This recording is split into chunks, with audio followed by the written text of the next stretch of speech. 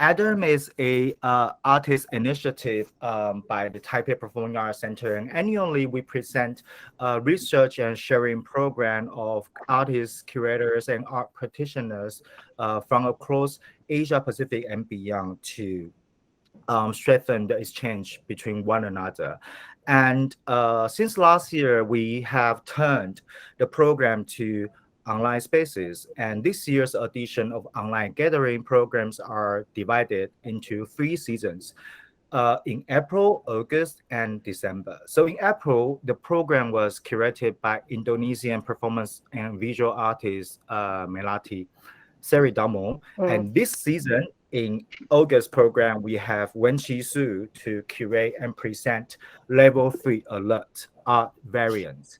Wenqi is a choreographer and new media artist from Taiwan, working with bodies, digital cultures, and technology in the context of contemporary art and dance. And in this Level 3 Alert art variants, Wenqi and her participating artists will be sharing with us their in-depth artistic practice while confronting or entering the new normal era. So let's welcome Wenqi.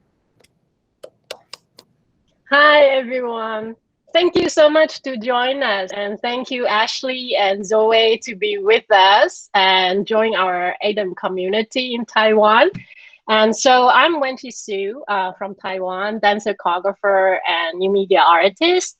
And it's my pleasure to be invited by TPAC, also River, to be part of this online program. And so today is our opening, the first program, and it was my tremendous pleasure to have Ashley and Zoe with us, also all of you here. And then I will read through the text from my curatorial test because I feel like somehow during this time working with the artist and curator for this program, I have learned a lot from them, like how they how they somehow stay creative and inspiring, like through all this very turbulent time. Art from to home, the new normal, the new stage, a time of isolation and mediation, flex time, flex space, confirmed but not fully, cancelled but temporary, postponed indefinitely, reopened but partially. I live in your past, you stand in my future. Online jet lag, performance bubble. You look at me, I look at you and me. Dance in a special box. Singing with the impermanence. Then in self-murmuring. Infinite online meetings. My body is disappearing. Level 1 alert, level 2 alert, level 3 alert. Plan A, Plan B, Plan C. Since mid-May, the national-wide level 3 COVID-19 alert was imposed in Taiwan during the outbreak of pandemic. People live with the condition of self-lockdown and working from home intensely and unexpectedly. This situation is nothing new for many places from around the world, and there's a scope for rethinking the world between you and I, here and there, and what it means to continue getting in touch with each other, with other parts of the world wide web. This online gathering program of ADAM Level 3 Alert art variants invite artists and curators to discuss and question the current working living restraint, our state of mind, our physical state, our reflection on the performing arts, whether they are on site, online, or coexisting with VR, and how we would meet in this great unknown and variants. And just to say that today, this program is our plan A. And we do prepare for the plan B, is that Ashley may not be with us tonight because her pregnancy is due by tomorrow. So I'm so happy she's here. So we still have a plan A together. Yeah. So this was a wonderful occasion to invite Ashley to host this first program and to introduce the artwork of Zoe Scofield. Ashley is a curator of theater and dance at Curtis R. Prime Experimental Media and Performing Arts Center, AMPAC, at Brussels Polytechnic Institute. She also served on the curatorial board on Body, Image, Movement, Biennale in Madrid, Spain, and editorial board of Turba, the Journal for Global Practice in Live Art Curation. Ashley's curatorial practice focuses on expanding historical frames for performance and technology artwork while supporting artist-centered approach to media. Zoe Scofield is a 2015 Guggenheim Fellow and a dance and visual art based in Seattle, Washington since 2002. Zoe is the co-artistic director of founder of Zoe Juniper, a dance and visual art dance. Her work has been commissioned and presented by Jekyll's Pillow, New York Live Arts, on the boards, Red Cats, Max Mocha, the Fried Art Museum, the Joy Theater, PS 122, Carolina Performing Art, and the Met Museum, among others. So Zoe's work in performance, video installation, photography, opera, and film. So tonight she's going to share with, and together with Ashley, her current project, The Other Shore, is an art object, online performance, video installation premiere at Jekyll's Pillow in August 2021, which is this month. So let's welcome Ashley and Zoe, and I will give the floor to both of them. Thank you. Thank you so much, Wenqi. It's such a treat to be with you. Yeah. And River as well. The Atom program is so incredible, and it's thrilling to be able to be a part of this virtual series. Yes, thank you all so much. I'm honored to be here, and thank you, Ashley, for asking me, and Wenqi and River and everyone. Yeah, so and just to add, I think like today for today's flow, Ashley and Zoe will introduce the work for 40 minutes, and afterward we will open up for audience Q&A. Absolutely, thanks. So Zoe and I thought, as Wenqi mentioned, the focus of today's sort of exchange will be very specifically on the latest project that Zoe and collaborators have been working on, called The Other Shore. And I think that it's an extremely multifaceted work. And when she reached out to me about sort of seeking a US-based project that had been navigating the COVID-19 pandemic live performance landscape from a dynamic digital perspective, I immediately thought of The Other Shore project, because of all of the different ways that the work engages the moment, which you'll hear much more about when I turn it over to Zoe in a moment. But as we talk through, you'll see that we're going to cover sort of a lot of different elements of the project, from sharing video materials to Zoe and I talking about various elements of the work, and then Zoe also leading you through more physical objects that I'll try to attempt to illustrate from video. And as Wenqi said, there will be opportunity at the end, definitely to have questions and open the dialogue.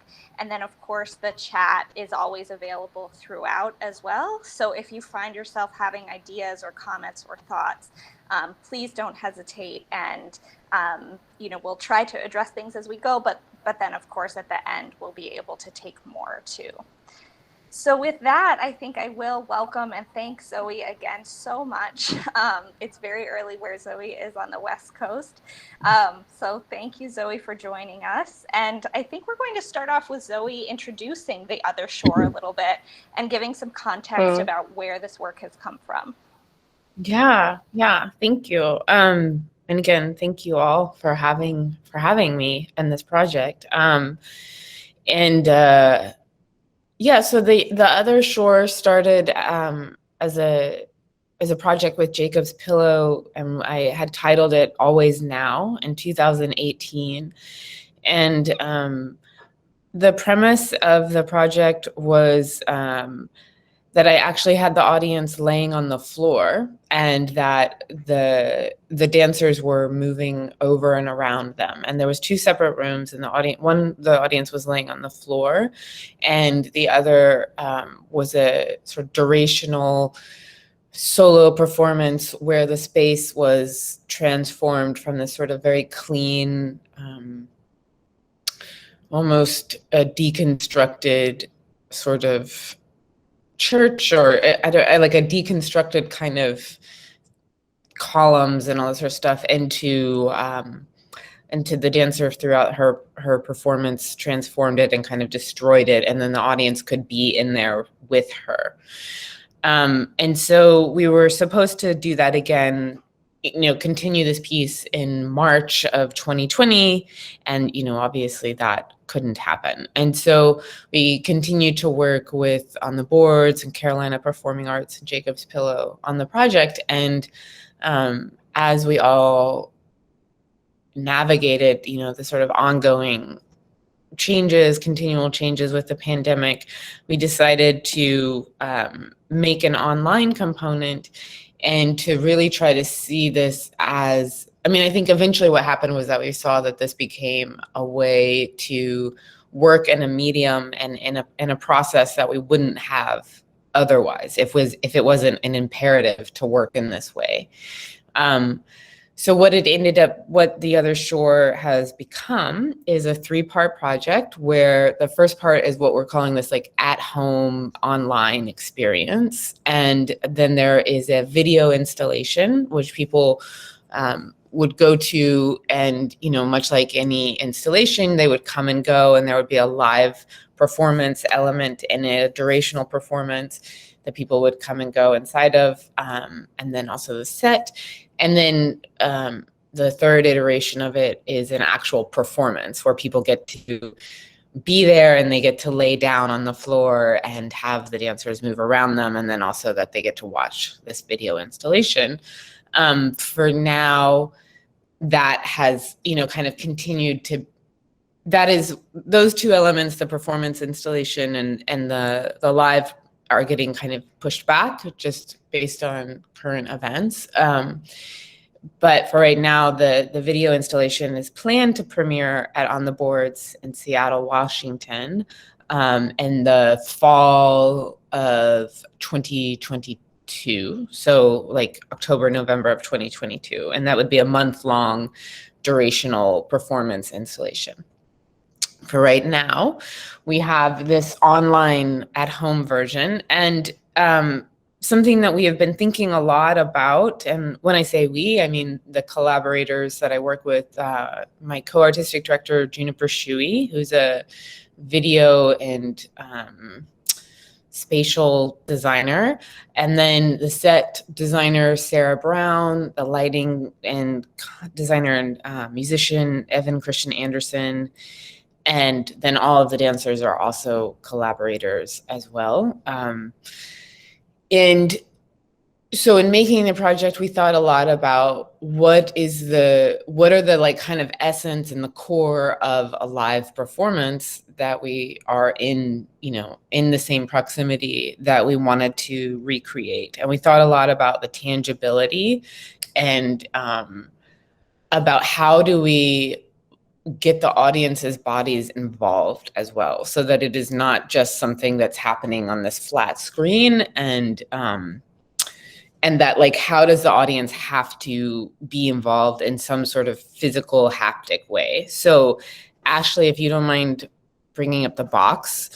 Yeah. So we decided that rather than just having this online presentation with VR, that we would make a physical object that would contain the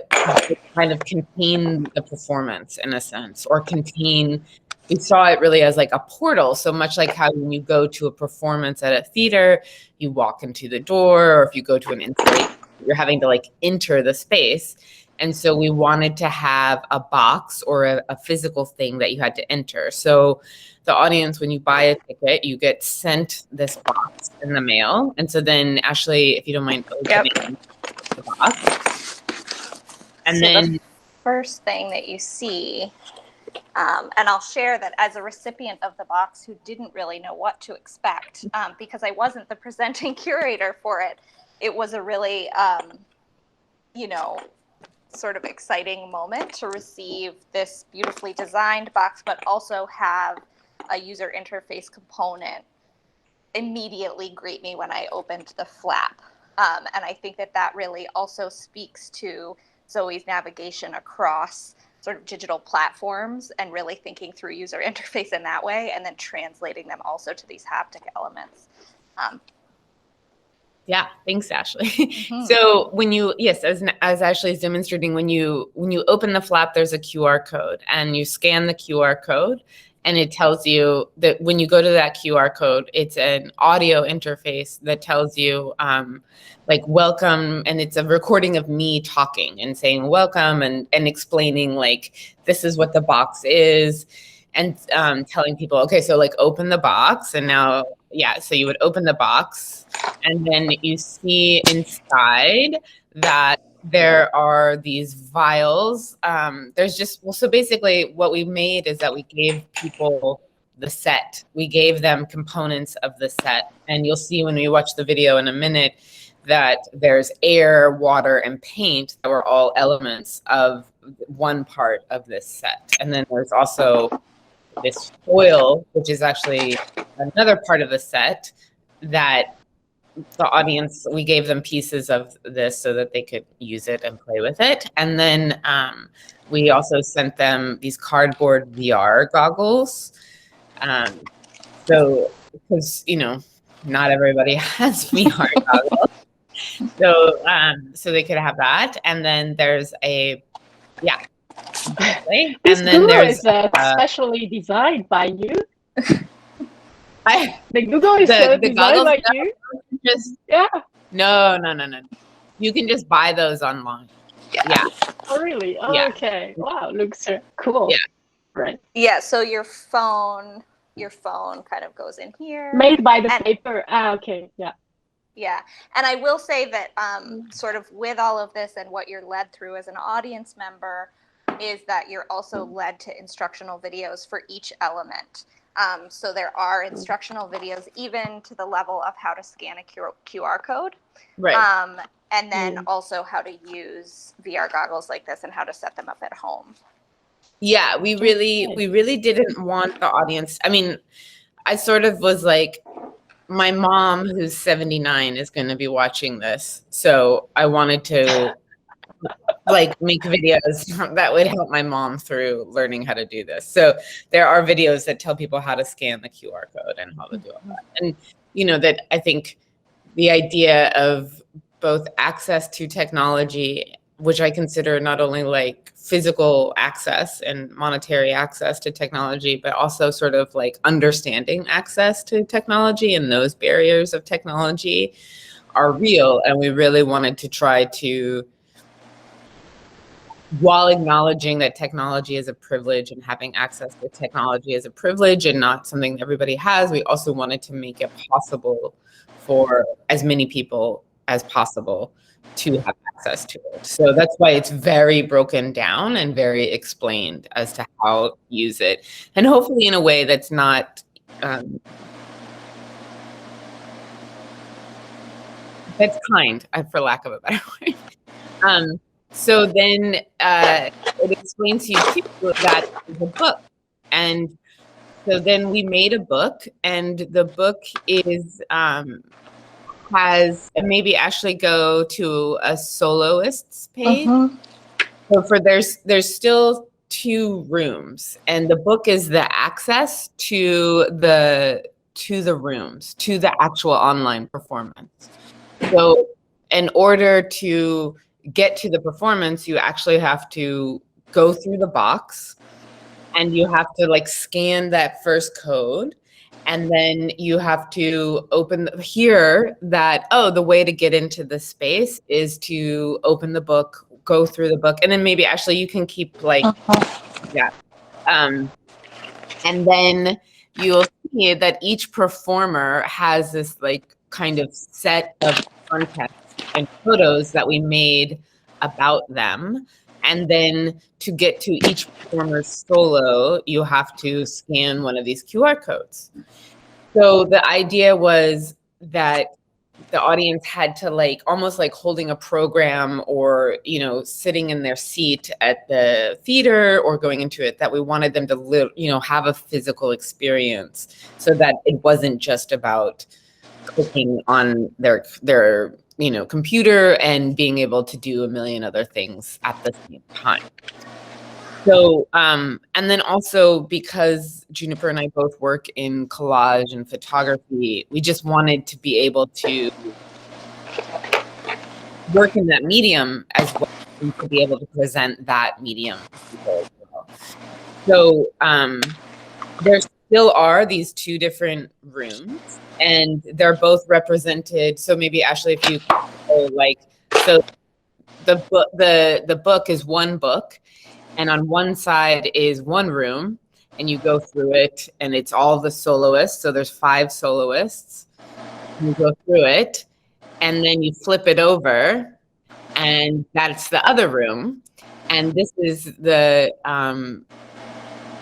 more of the, so this is from the perspective of laying on the floor, the audience laying on the floor. So we put the camera on the floor, and it's that. And then for the soloist room, yeah. And so then you can see this. And then for the soloist room, the camera is inside of the space. There's something else that we realized with this work and with this time period is that, well, that like, I feel like I'm a little all over the place, so I'll try to be a little more system. No, you're good. And I think, yeah, maybe you could talk a little bit about the time period and the content, and then we can also share the video. Yeah. Okay, great. So there's 2 different rooms. There's the solo room, which is the first side, and then this, what we call the bronze room. And what we found from doing this is that a lot, like the sort of impetus behind the solo room was that I was really, really interested in this idea of, as a dancer and choreographer, I really, surprisingly, I guess, dislike doing solos. I really dislike performing solos, and I really dislike being on stage by myself. And from doing this project, I realized that part of that is because when I make work, it's about being with others and sort of trying to create this community and this world together. And then I started thinking about how that's like maybe a very Western idea and concept of saying that like we're alone and we're sort of like self-made and I did this, I got here, as opposed to the sort of reality of we're always surrounded by the people in our past and the people, you know, and our family and our lineage and our history. And so for this project, we really tried to think about how do we manifest, the dancers and I, how do we manifest or almost even materialize the people that we come from. And if, you know, to me, performance and dance is this very kind of magical space in that you can make materialize what's not there, right? We're always sort of making and creating out of nothing. We're making these worlds. Dance is world making. And so we really created a physical space and a container that then we could interact with these people who had come before us and the people who are yet to come. And and so to me, I was really interested in saying, like, is there a way to transform and sort of metabolize my family's lineage and our history through this body, through me, into the future? And so for each dancer, They all had the same space. We all interacted in the same space. We all had the sort of general premise. And then each dancer brings their own family, their own history, their own lives, their own world into it and transforms the space. The thing that we realized about the technology and about using this 360 camera was that by placing the camera like inside of the space at eye level with us, we were able to actually create an access point for the viewer that would not be possible in a live performance. So even though, you know, there is no replacement for live performance, and none of this work that we're doing is trying to say like, this is like as good as or a replacement for, we're actually saying this is a different world. This is a different work, you know, this is a different realm.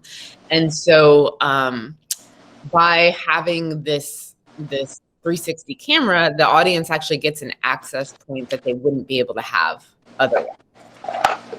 So that's the solo room. And maybe actually we could pull that up now, just the video that says, it should say solo room view. And we can play that really quick.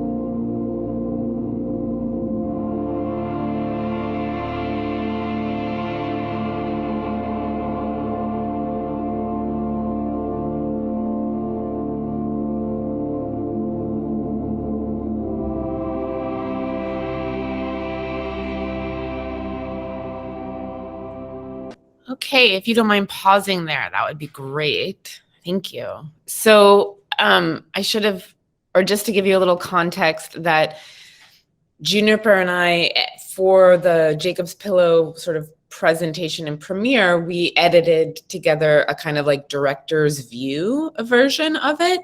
And so we wanted to give people a sort of taste of it and a sense of like how Juniper and I were watching and looking at it. Because when the audience has the book in the box, what they actually do would scan the code, and then, you know, having the VR goggles in, they are the ones who are sitting inside of the solo room and turning their heads and looking, right?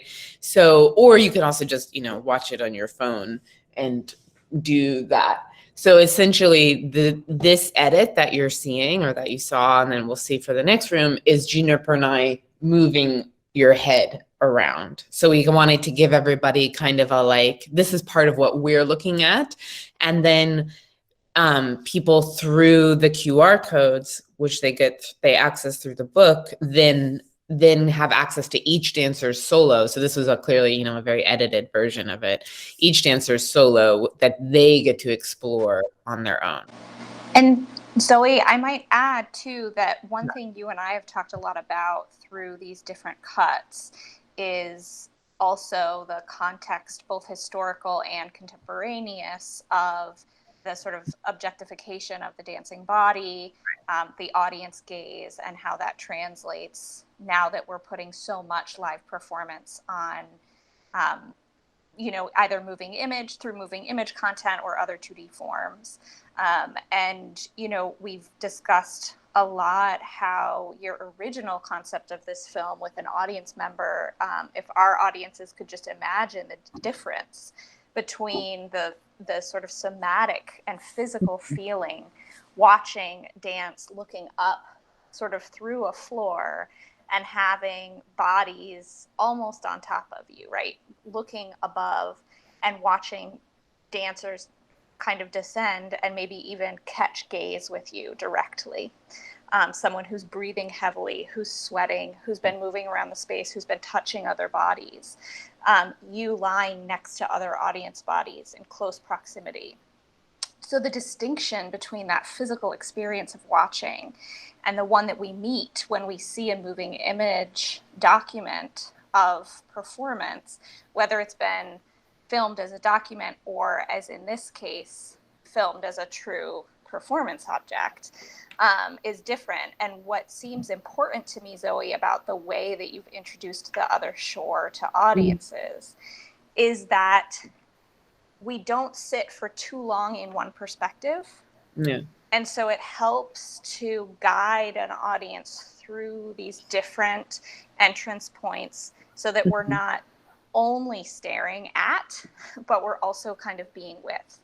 Right. We do have the opportunity through VR to look around ourselves. We also have the opportunity to see the director's cut and watch the sort of artist perspective of where one might look. But then we also do have the sort of cold to the touch set piece to have that haptic material. Right. We have the weight of the paint bottle. And so these things, though they absolutely won't get us close to the live performance, lead us in.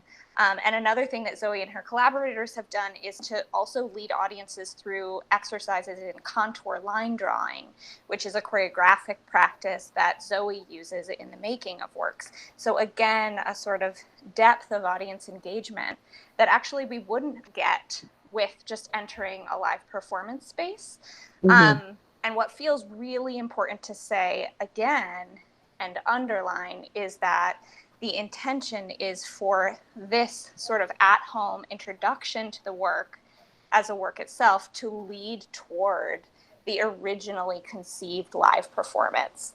And that feels crucial in this moment as different presenters are coming in, and, you know, the work has had so much support from Jacob's Pillow and On the Boards and Mass Mocha.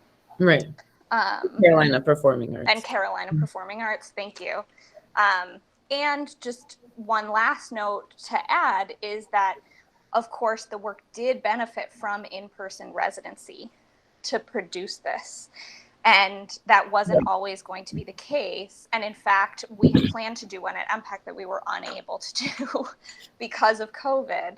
And so just to sort of recognize again all of the layering of opportunities and closures, as when she was pointing toward in her introductory curatorial remarks, this, both from an artistic perspective, many portals of enterings and openings for the audience, and then also from a presenter perspective, many different layers of being able to support or not the practice of this work, and that having an indelible mark on the product that you're watching.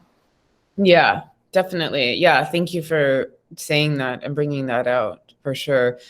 I think too, like, as you were sort of starting to mention, and then we will watch the next video, is that, actually you and I talked quite a bit about the idea of like, what does this sort of remove, or sort of like the physical distance of video provide, and the sort of irony of the like virtual reality, and how much there's something about really like feeling like it's real and like you're there, and yet it's very much so you're not there, you're very removed. And something with this project that I was quite interested in as well, especially for the part where the audience lays on the floor, is really having that there's a perspective and an opportunity that the audience has that you can't have in live performance when you're in a parallel relationship to a performer. And so this project that we've been working on for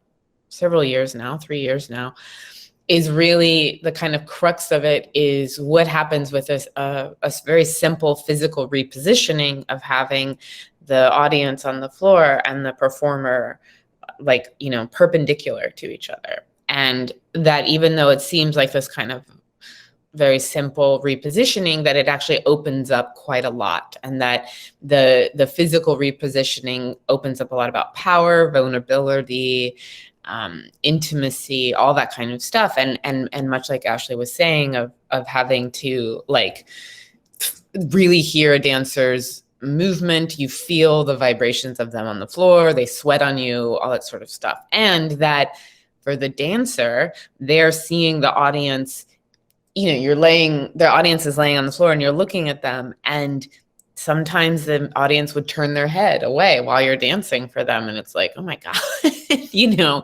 and so the stakes are so much higher and so much more involved in that place of that the audience, and then also to say that the audience, and the same thing is happening for this VR version, this 360 version, is that the audience in a sense is really sort of co-creating and co-choreographing the work with me by where they choose to look. So instead of it being this presentational thing, proscenium, or even in a museum or installation where the audience can take in the whole, and so therefore it's a way larger picture, as you saw, it's up close, and so you're constantly having to choreograph the image yourself and to take it in and make decisions. So to me, there's a lot of power that the audience has and a lot of agency that the audience has that I'm quite interested in as well. And part of my interest is to say, like, by setting up this structure and this dynamic, does it start to help the audience learn a little bit more about themselves, of like where they choose to look or how long they linger? Or, for us, when we did it live at Jacob's Pillow, it was really interesting because the dancers would bring the audience members in one at a time and lay them on the floor and sort of just talk to them for a minute to help them feel comfortable.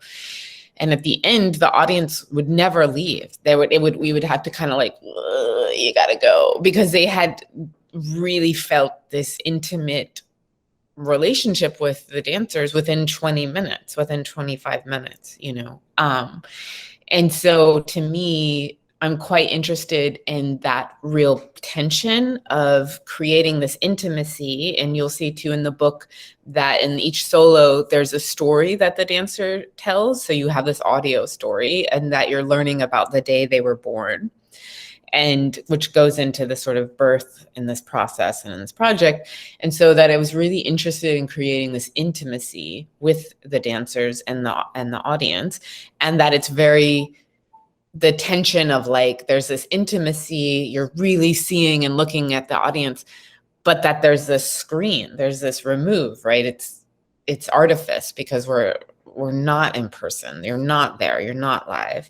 And so then how does that translate into further on? And what does that kind of tell us about this time period where we're also like, we have so much access to each other, there's so much like intimacy to each other of saying like with social media, with like just this sort of barrage of information about people and this sort of intimacy. And yet there isn't this immediate direct, you have to see, like, I have to deal with how my physical body is affecting your physical body and how your physical body is affecting my physical body. So we were also really quite interested in that tension of like,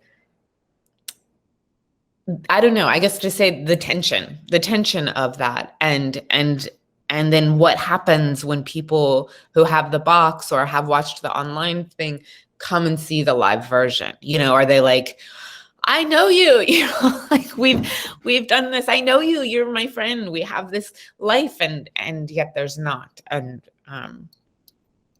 yeah.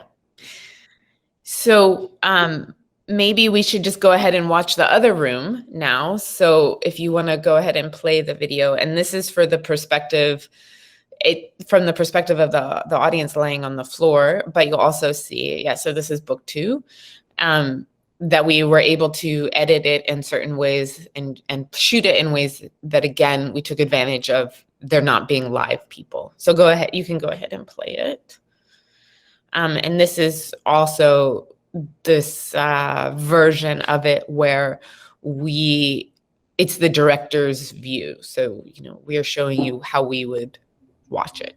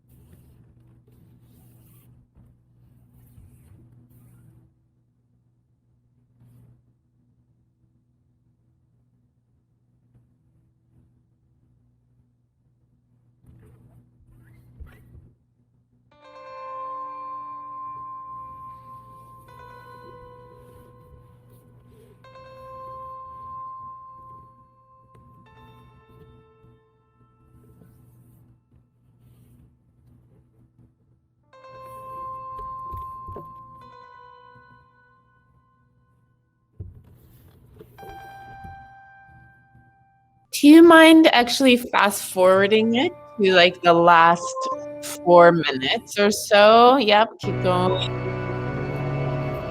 Yeah, there we go.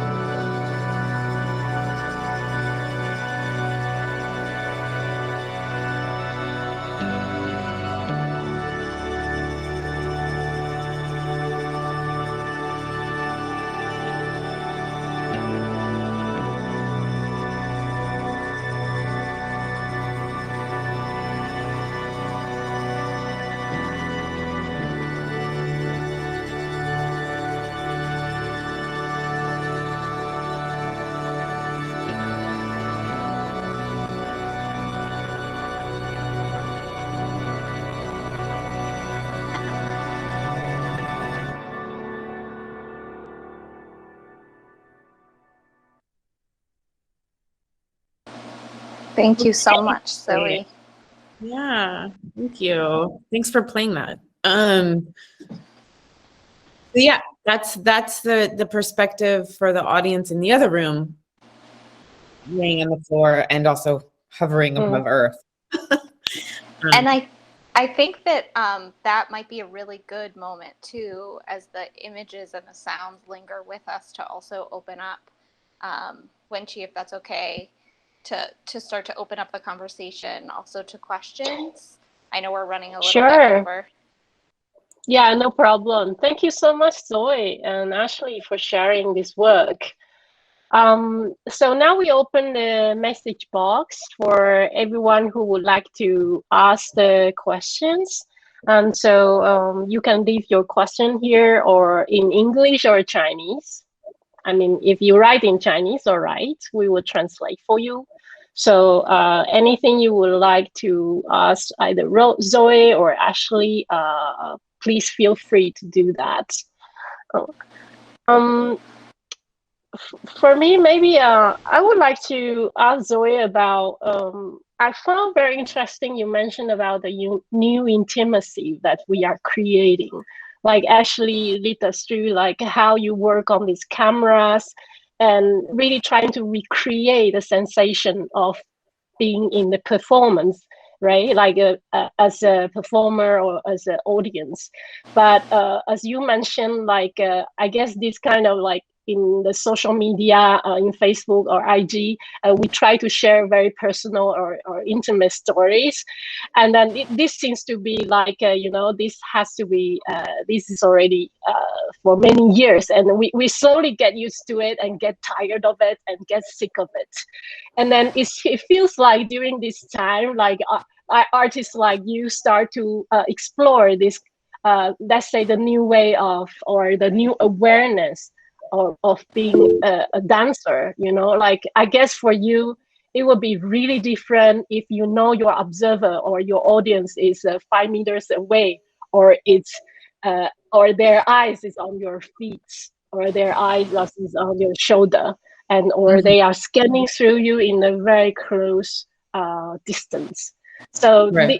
this so maybe, I don't know, maybe I would be very curious to hear your opinion, like your feeling about this, how this changing of distance between you and the audience somehow, did you find, I mean, is there anything like, you think this is what it would be like the new way we try to recreate intimacy, or, you know, and then under this kind of safe distance regulation kind of situation?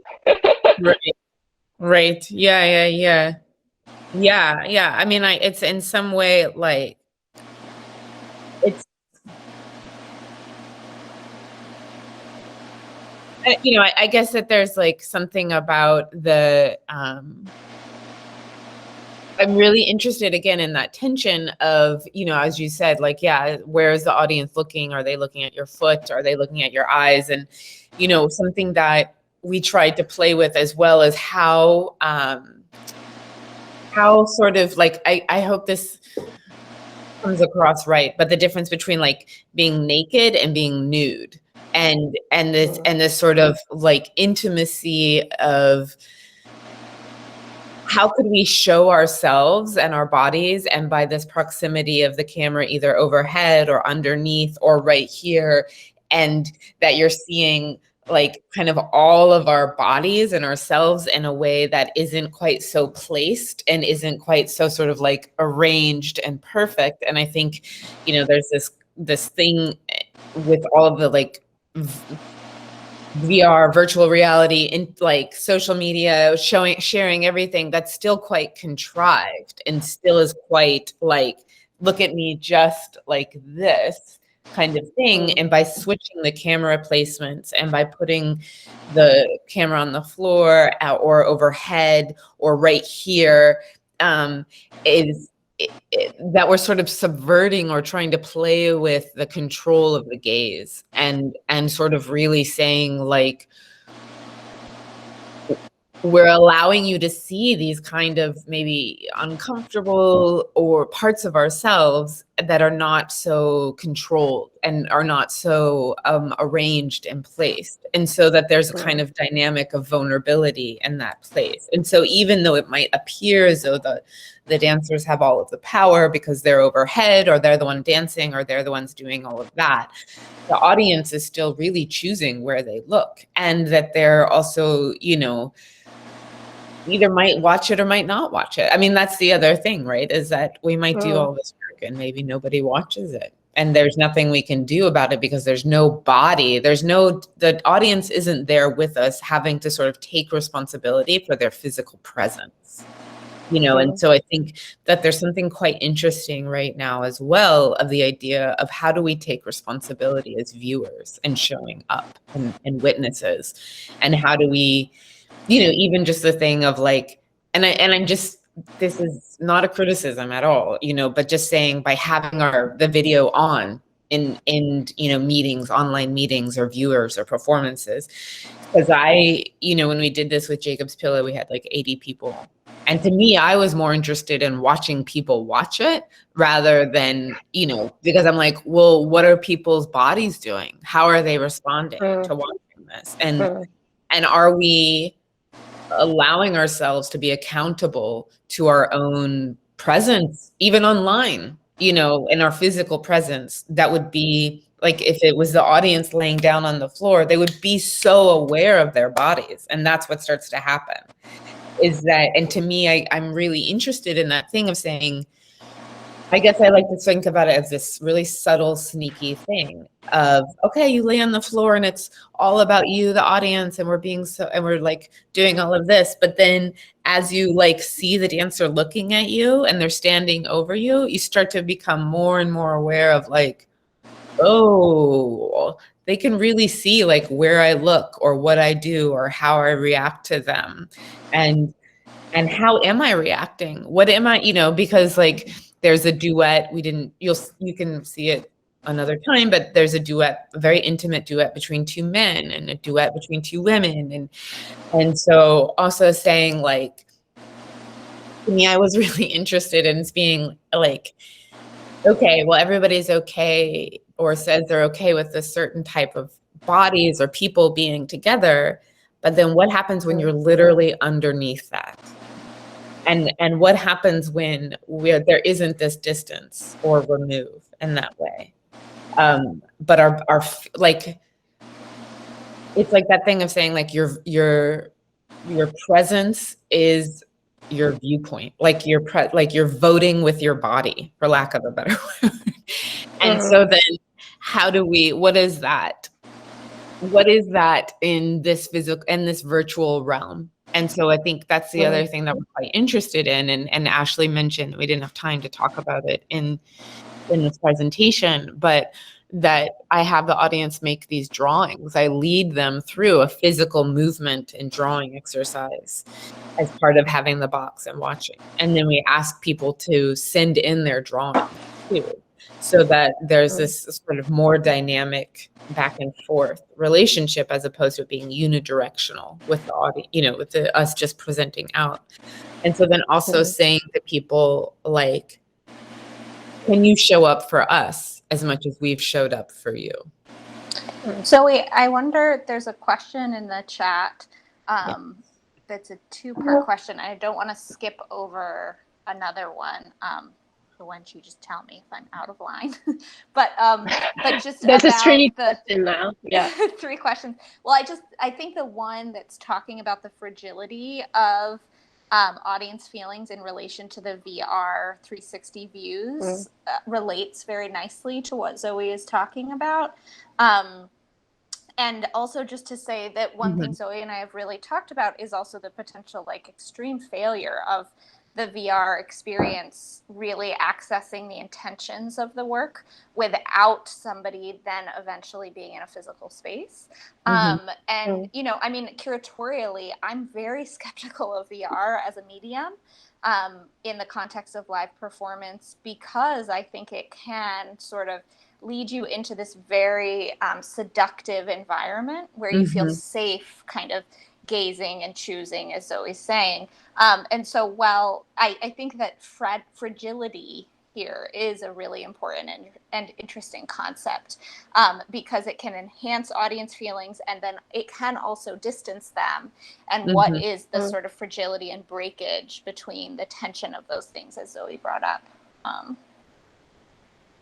Yeah, that's these are great questions and great points, Ashley. And I will have to be really honest and say that we're figuring that out. And even just these 3 questions are really illuminating for me as a maker. And also I will point out that Juniper is on this call as well, or is on this. Oh, yeah. He's watching. I think he might be at work, but it's always really helpful to get, because it's like, oh, this is what people are paying attention to on this thing, the height and the different, and can you choose, and what is that? That's super good information for us as we continue to move forward in editing and making this. So I would just say that. The fragility. Yeah, I guess, how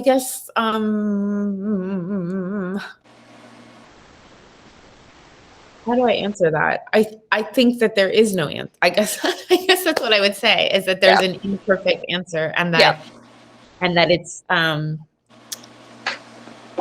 think what I love is that as we go more and more forward, and like Ashley, you know this especially because you all have this state of the art technology at your space, and you guys have, this VR technology that's thousands of dollars or tens of thousands of dollars that we had the like $500 version of the camera, or maybe more than that. But, then you can get up into the $10 to $30 to $40, $50,000 version of the camera. And regardless, there is no replacement for physical reality and for like corporal reality, corporality, whatever that word is, and Corporate reality. Yeah. Corporate reality. Yeah. And so I think that the more that it was a really interesting practice, and I don't know if I hope I'm answering these questions, but there was a really interesting practice in making this piece to say, what is it? What are the components that make up being in a theater or liveness? And to realize that there's this essence that we couldn't quite distill. There's this like ephemeral, I can't quite think of the word right now, but and like, so I think that that's the fragility that we're getting towards, is that you can't replace it. And that perhaps the deeper we go into the bounds or the boundlessness of this technology, the more it might point us back to our like actual need to be in communication in same time and place with other people.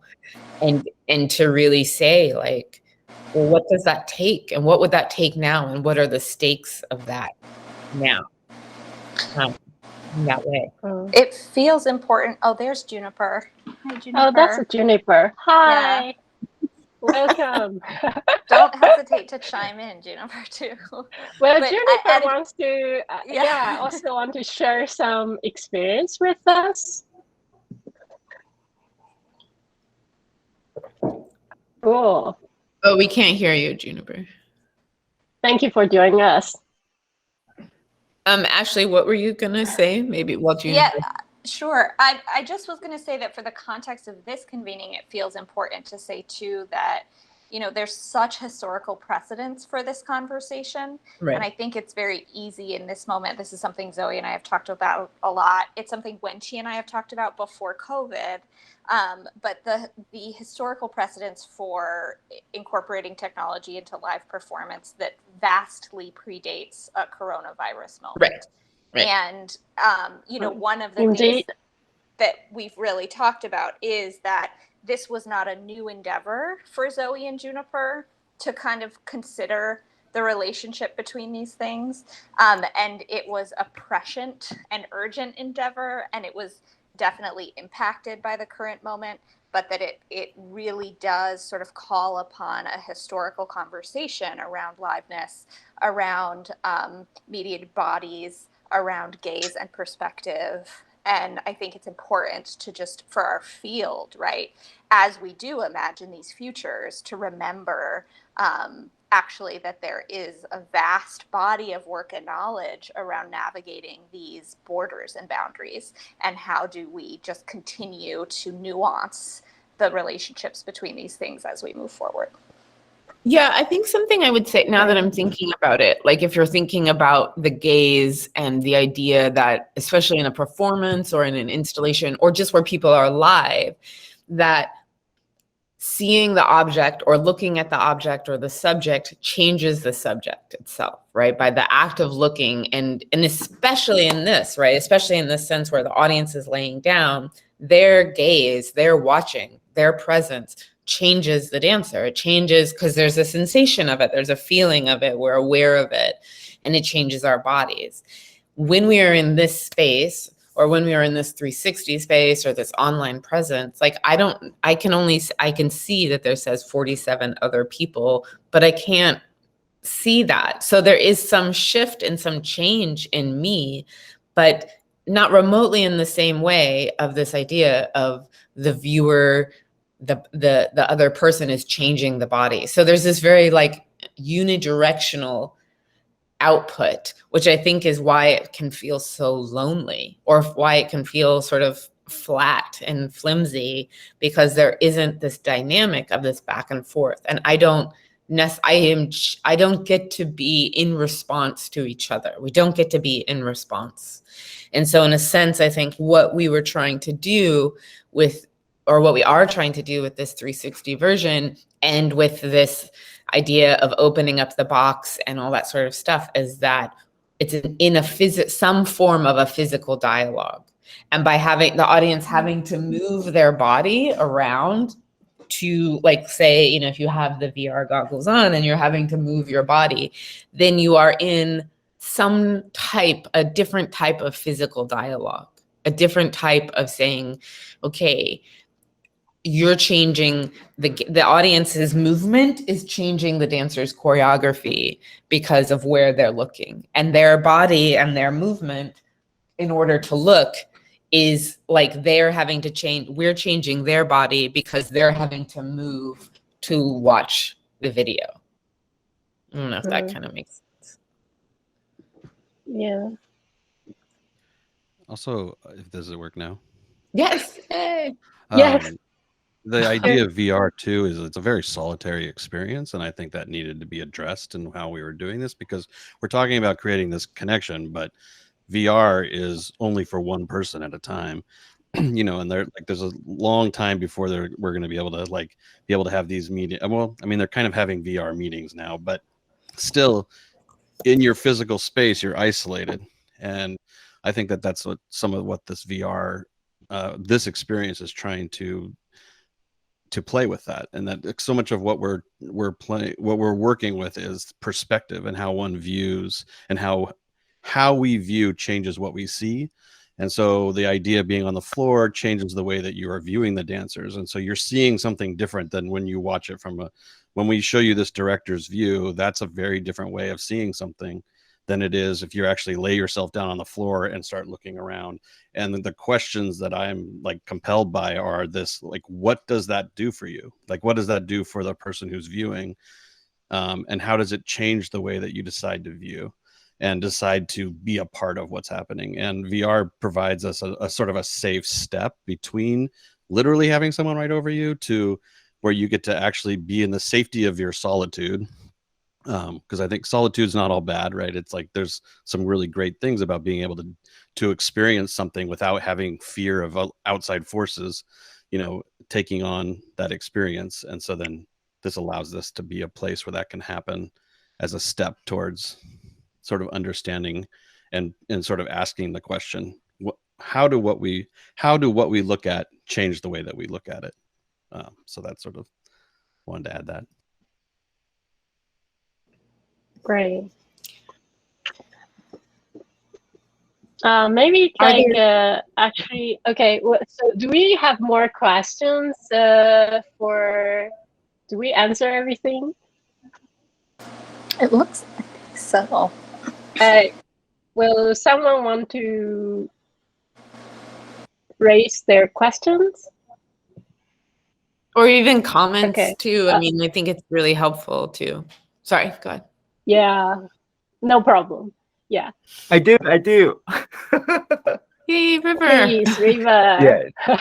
Yes. I guess, yeah, it's been rich navigation towards this case studies of Zoe with the company of Ashley. And at this moment, I feel I've been like thinking about some components such as like texture or quality of liveliness between the physical expression and the virtual design or the embodiment, for example, in this choreographic and creative process. And so at this moment, I think I got two different questions, one to Ashley, one to Zoe, or maybe Juniper can join us as well. Feel free. So my question to Zoe is like, after this experiences working with VR context and tool, how would you imagine, or how would you like to imagine some other navigation of working with, I don't know, let's say AR or some other, like hybrid format of theatrical practice with the presence or the knowledge of the digital tools or technologies? And my another question to actually perhaps is more like broad to about addressing our current circumstances of COVID is that how would you like to imagine or prognosticate the future of performing arts or contemporary dance that you have been working with? I mean, in general, in this industry or in this arts market or in some specific context of Northern America, I don't know, like how would you, So do you want to go ahead first and then I can No, you go follow first. up? No, you go first. That's okay. Sure. No, it's a great question, and it's one that I've thought a lot about that question, River. And I feel like my relationship to that question has changed so much in the last year and a half.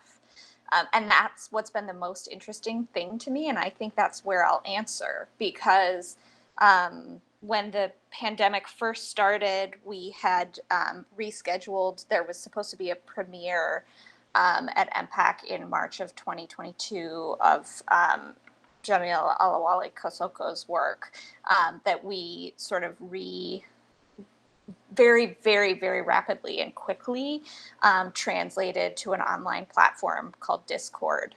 And there was a lot of energy, I think, in our field around this moment of like, okay, how can we pivot? What can we do? What can we do quickly?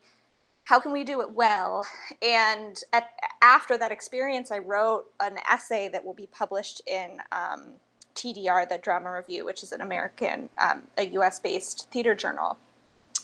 And it will, the academic publishing timeline is so slow. So it will be published like next year.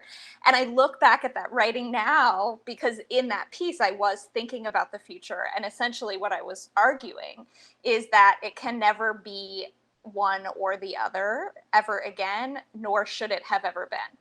And that our relationship to both technophilia and technophobia has always been problematic. And that in order to support different perspectives in the arts, and in order to lift up an artist-driven perspective from both political and aesthetic standpoints, we must allow artists to choose and navigate how we're merging these forms and media.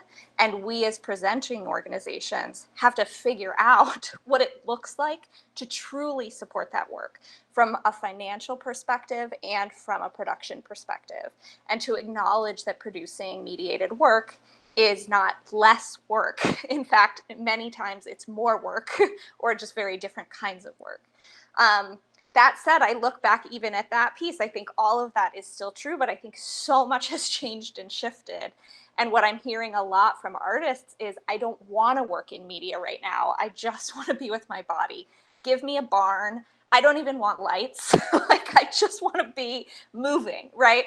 And I think that that's so valid. And I feel that way as an audience member. I feel that way as a presenter.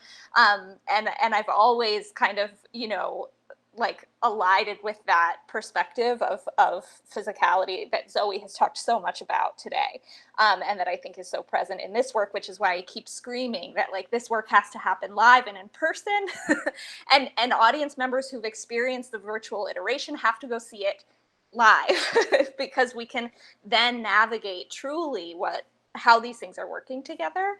But I think everything's going to keep shifting, and I think we really have to remain malleable. I think that that's the main point, is that in order to lift up different perspectives, different relationships to media, and why different people have them, because it certainly is not a universal or utopic experience, that we have to remain as institutions and as culture producers malleable, and we have to listen. Yeah, that's a great point. I think this is also why I love talking with Ashley and working with Ashley. I think she's brilliant. I guess, obviously. Me too. She's great.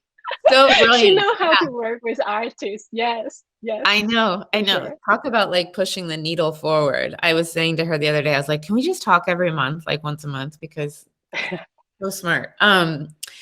And thoughtful and considerate. I think, River, these are great questions, and I'm really glad that you all are doing this. And I'm really I think as an artist, I think having a really healthy skepticism of all of this, and as technology, with technology is super important to help also push something forward, is to not just be sort of blindly in love with it and think that it can do everything. And then when you're asking, so I would say that I'm deeply suspicious of VR, and I'm deeply suspicious too of like the idea of presenters or organizations being like, oh, great, now we have this thing that can take care of the like in-person problem. And which is, as Ashley said, it's so hard. Like even just mailing these 150 boxes to people was like, oh my God, who would have thought that mail would be so hard? But it's really hard. But I guess I would also say that part of, so there's a healthy distrust and a desire to really like, okay, what is this thing? And the other thing I would say that, well, two thoughts I have is that my stepfather died of cancer 3 years ago, and I was with him in the last month and a half of his life, and it was miserable. You know, as anybody who dies of cancer it's a terrible experience. And I didn't really, know about VR. Actually, this was 4 years ago. I didn't really know much about VR at that time, and it was a budding thing. And one thing I thought was that in hindsight, how I would have wished that he had access to VR to be able to actually get out of his body. And so that there's this interesting thing of saying like, could the very thing that it does, which in some ways really disembodies people and puts them in this completely different space, could that actually be of benefit for certain situations and certain populations? His body was causing him so much misery and pain. How incredible would it have been to give him this opportunity to be disembodied very purposefully and very much in that way? So there's that, right? And so I guess I just want to bring up the other side of how we're always talking about like, yes, I'm very much so about embodiment, but let's also talk about or think about, what does that mean? What is that like? What could VR mean for people who are quadriplegic or for people who don't have access in this way? There's that. And then I guess the other thing, when you were asking about how would I continue using this tool, I guess I think about it in the same way that I think about any video projection or any sort of media and technology, that I would love to be able to start to have this facilness that it becomes just an extension of my body and another tool that I turn to in the same way that we turn to collage or I don't know, film or photography or voice recording, and something, I didn't get time to show you all the photographs of the collages that we made in the book, but, here we are using this VR technology and which is this high tech, whatever, blah, blah, blah. But then at the same time, we're making these collages for the book, and I know how to use Photoshop, sort of, not really, I'm not very good at it. But what I really like to do is to actually like print out these film stills and then cut them out with my hands and paint on them and then like use glue and Scotch tape and put them together and then take a picture of that and then put it in. And everybody's like, well, you could just do that on Photoshop. And I'm like, no, but that's not the same thing, because it's a little embarrassing in some ways, but it's like, no, I need the tactility and the haptic quality of cutting something out and touching it and feeling it and doing it. So, and then we take a picture of it and scan it. And then it's in this book that you then go and you scan the VR code. So there's this kind of constant, like, I don't know, Mobius strip of the relationship between my thinking and my making and my body and the technology. So where would I want to go with AR or VR? I would want it to be like that. Like I would want it to be like another extension of my body and of the process and of the making. And I think, yeah. Also on top of that, the installation idea, I think that would be really great to have this set up as an installation for, you know, a few, like in a more gallery like setting where it can be there and people can come and visit it individually, and then they could actually put on the glasses, so they could go lie down inside the installation and then watch the view perspective that the VR can bring them, which is different than AR, because it's not just about lying down on the ground, because as you saw in that edit, we have different viewing perspectives in VR, but we still would appreciate if people are lying down on the ground, because even though you're lying down on the ground and you're looking, you know, up, you then are looking down, and that's in some of those shots, right? And I think that, like, by lying down and having that physicality, but then being inside the installation, so when you put on the glasses, now you've done it while actually being in that physical space.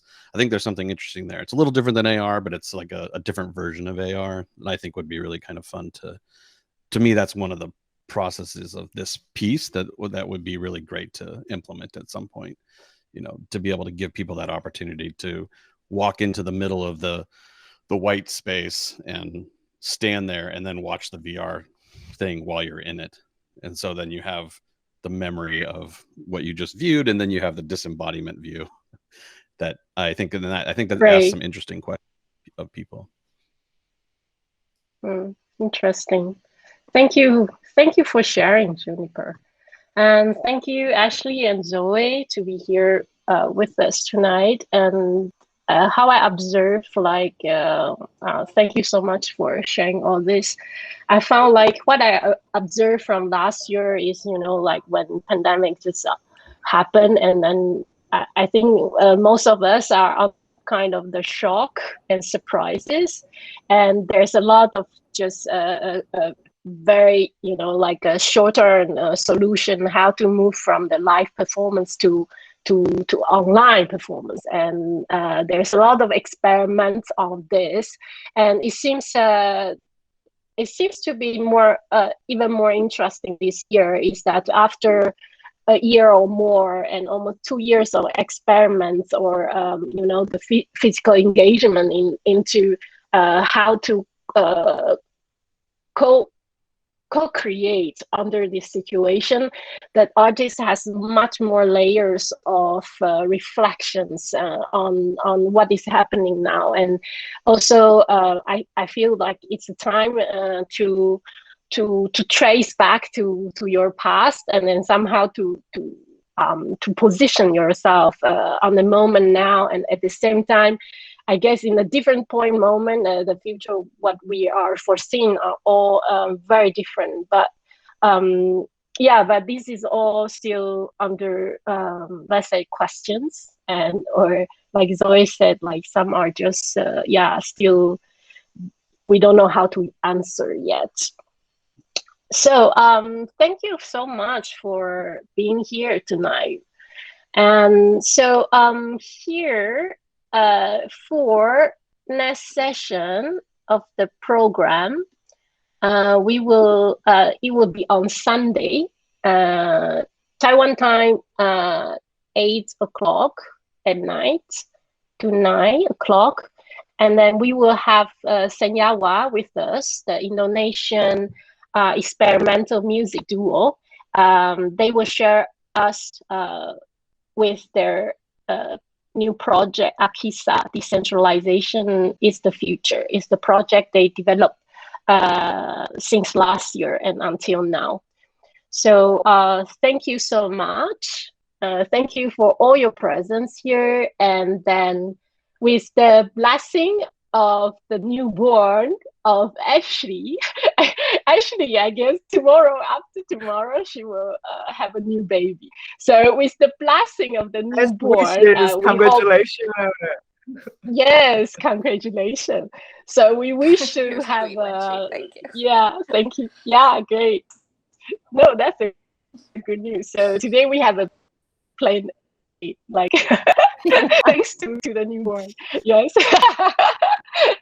Okay, so hopefully to see you again on Sunday nights. And if you have more questions, you can still contact and the staff of TPAN, and thank you very much for TPAN, all the staff, for your lovely arrangement with care. And thank you so much, Riva, to work through with us, with artists, and through all this process of thinking, doubts, with fear, uncertainty. And thank you for being with us, through the whole process. And hopefully we will meet Juniper, Ashley, Zoe in Taiwan and see their performance and being Fingers together crossed. live. Yes. Okay. Thank you so much. Thank you so Bye much. See you very soon. Thank you all. Thank so you all much. so Yeah, see you much. very soon. Thank you. Yeah. Thank you. Thank you. Thank you, Ashley. Thank you, Zoe. Thank you, Juniper. Bye. Thank Thank you. you. Thank you. Thank you, Thank you River. all. Bye. Thank you, Wenchi. So nice to meet you, River. Bye. Yeah. Nice Yeah. meeting you too, please, Johnny. Yeah. Let's stay in touch. I'm gonna write you right now. Let's say thank you. Okay. Bye. Have a good night. Ciao. Yeah, good night. Good day. Ciao, ciao. Ciao, ciao, ciao.